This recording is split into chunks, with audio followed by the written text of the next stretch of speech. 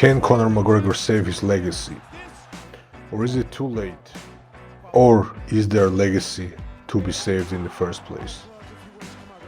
Stick around until the end of the video and we will try to answer all of those questions and more regarding Conor McGregor's legacy. There's absolutely no doubt that Conor McGregor will forever be attached to the history of MMA. This chance to apologize to absolutely nobody. We'll be discussing Conor's skill set, his record, and the future outlook.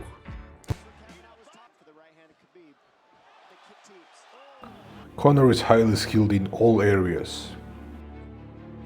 He's a very precise puncher with a great timing. He understands distance management and angles really well.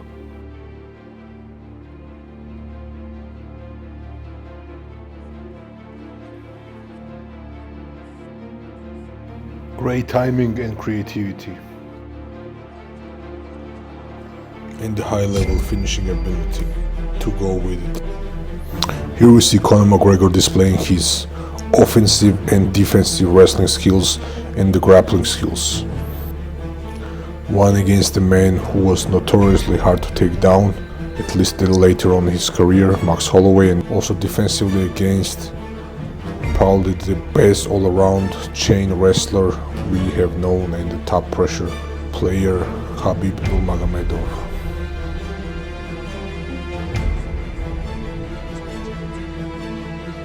Beautiful pass, sophisticated stuff right there, straight to mount. Every sequence on the mat we have seen play out against Max Holloway points out that Conor McGregor is not just a striker but actually excellent grappler in his own right. Besides the skills and the results in the octagon we just discussed, undoubtedly Conor McGregor's value also comes from actions like this. It's old. He starts getting sloppy, he starts stagnating. Then a young gorilla comes up and kills him and takes everything he owns. But all I want is a thank you, or even a little dance. You're welcome. Back for the love of this, to come and shut this man up. A little rat, a little weasel. Believe one, he's a glass jaw. Gun signs with the right hand and animal balloons with the left hand. But I've been with my coach since day one. Shit's that bad. You've been with your coach 2 weeks. I'm come here for smash this guy. I must admit, sometimes his antics were pretty entertaining. Say send location, here he is right here in front of you. I stay on bus. 6 October. In the bus. If Your wrestling is zero. Your grappling is zero. Stall it then, I'm gonna balls. let's wrestle. Let's wrestle. Let's wrestle. 6 October. Let's wrestle. Let's wrestle. You. Who the is that guy? I might have to jump up and drag Floyd Mayweather out of bed and see what the he's at again. The Mayweathers. Should have left me over on that other game that I'm from, that more ruthless game. Undoubtedly, this man knows his way around the mic and people's nerves. I chose to whoop your ass next. I run New York. I need a army to come take them belts off me. Guy, how can a fat guy be so skinny at the same time? Mouth, you'll do nothing. You'll do pimp. Rocking Gucci. A rich baby. Conor McGregor made us rich. Break out the red panties. You're rich now. Besides the financial argument, one may argue that Conor wouldn't even be in the top 10 athletes in other sports like wrestling, judo, where the spectator aspect is not as stressed and there is more pure level of competition rather than an entertainment side and purely business commercial drive that UFC has. In this section we are discussing purely an athlete, Conor McGregor, without all the other add-ons. This is what the combined record of Conor McGregor's opponents before the UFC looks like. Almost 2/3 of them having losing record. Besides getting finished by Joe Duffy, he was also finished by a fighter who happens to now have a losing record. Here we see Conor having clear problems with the high-level wrestler like Chad Mendes. Also the threat of wrestling opening the strikes for Chad Mendes, being repeatedly taken down and controlled on the ground. To get a title shot against the greatest featherweight of all time, as it was considered at the time, and perhaps it will be considered so in the future as well. 10 years undefeated, 6 years champion. One may argue that it was not the optimal build-up. He was taken down multiple times, controlled on the ground for long periods of time, and you could argue that he lost most of that match before getting the knockout against Chad Mendes, who ran out of gas, essentially after having no camp to prepare for that fight.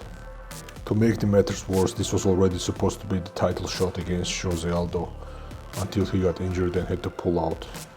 This means that Conor was getting his title shot against Aldo, essentially having fought no wrestlers, and last having defeated a guy like Dennis Siver, who was not even a conversation for the title contention. As he says he is. Oh, took his by Chad Mendes. Listen to this place. Oh, big shots by McGregor. Look at the clock, 10 seconds. Oh, he's hurt. Could he finish? It's all over. This simply does not look like a resume of an all-time great. After winning his title, which we kind of discussed how he reached there, he loses right away to Nate Diaz, who at the time was not this world beater. He was a great fighter and he's still a great fighter, but he was not this scary character that everybody was afraid of.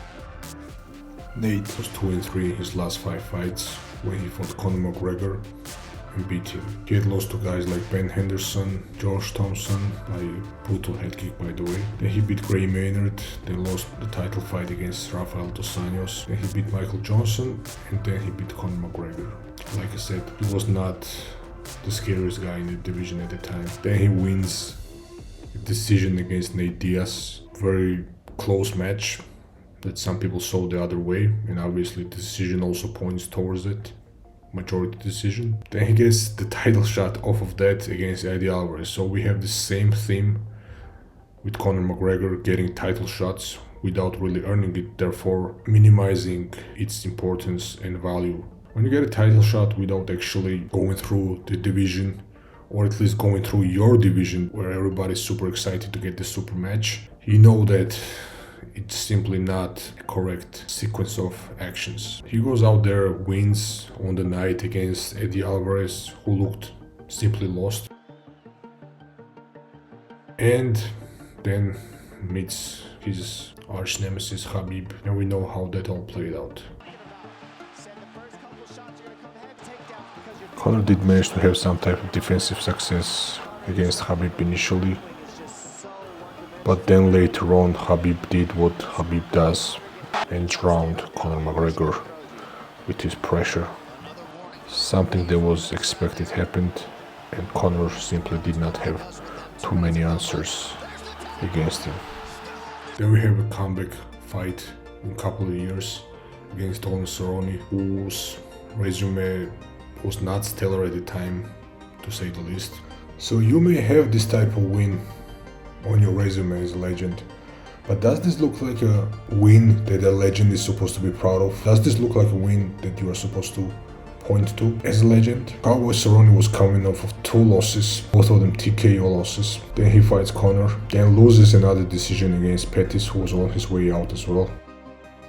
Then we have this no contest, and then all of the remaining fights are losses, and not against the top tier fighters at the moment. When it comes to MMA, you are still a clown, Stephen A. Some down here. The king is back. And then we know what happened when he fights seasoned Dustin Poirier in a rematch a couple of times. And this is also another indication about what the Max Holloway fight may have looked like down the line when he was closer to his prime, meaning Max. So we all have wondered what would have happened if the Aldo fight went on a bit longer, hoping maybe down the line he would even use his high-level jiu-jitsu that we know he had in his back pocket, but almost never used. Here we see Dustin Poirier putting the full MMA skills on Conor McGregor. When you're fighting somebody like him, it's always a correct strategy to mix it up, because it makes him think what's coming next, and this also creates openings for striking. Doctor Stupid! Doctor Stupid! You may have argued that this was the end of his career.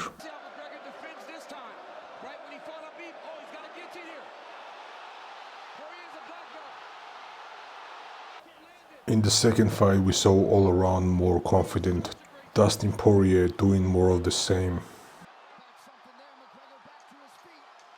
An absolutely devastating end. It can be argued that even a commercial sport like MMA or boxing, Conor McGregor's legacy wouldn't be the same at different time in history. Before the rise of internet and social media as great mediums of communication. Returning from something like that almost does seem like an impossible feat, both physically and mentally, at least on a higher level. He lost the only trilogy he had against a guy who never won the actual UFC title and didn't defend either of his titles single time. Most historical metrics, Conor McGregor would not be considered a legend or one of the greatest of all times. I'm gonna make him tired and after play with him. Because when he tired, he always give up. Steroids? What are you talking about, steroids? What are we talking? We put my name in steroids. I'm major against that. Given his latest debacles and his fast rise and fall, makes me think that he may be suffering from imposter syndrome. Is it possible? I always wondered what people who become rich and famous overnight must feel like. There's got to be some type of psychological issues that follow through with something like that. Yes, he did bring a lot of eyeballs to MMA because of his character, but ability to sell alone in this day and age of social media and in this attention economy does not mean much purely from athletic perspectives. Winning a title in any sport, especially in combat sports, is actually going through the challengers and fighting different types of styles. There's a famous saying for a reason, right? Styles make fights. And when you don't do that, you just undermine the whole process. And it's like a cheat code. You get to the champion, and on a given night, most decent fighters have a chance to win a given fight. But the situation is that mostly you will not get to the title without actually deserving it. But the recurring story of all the fighters who got their shots some way or another without going through the division first is that they lose their titles usually pretty quickly. Either they vacate them for different reasons or they get beat in their next fights. The guy who got there for a reason usually stays there a bit longer. Is there a way for Conor McGregor's legacy outside of the ring to catch up to his legacy inside of the ring octagon? I don't know, I guess we'll find out. But I just don't see too many ways Conor McGregor returning and doing any type of substantial work in order for him to actually achieve something like that. MMA was greatest sport in the world before Conor McGregor. Who the is that guy?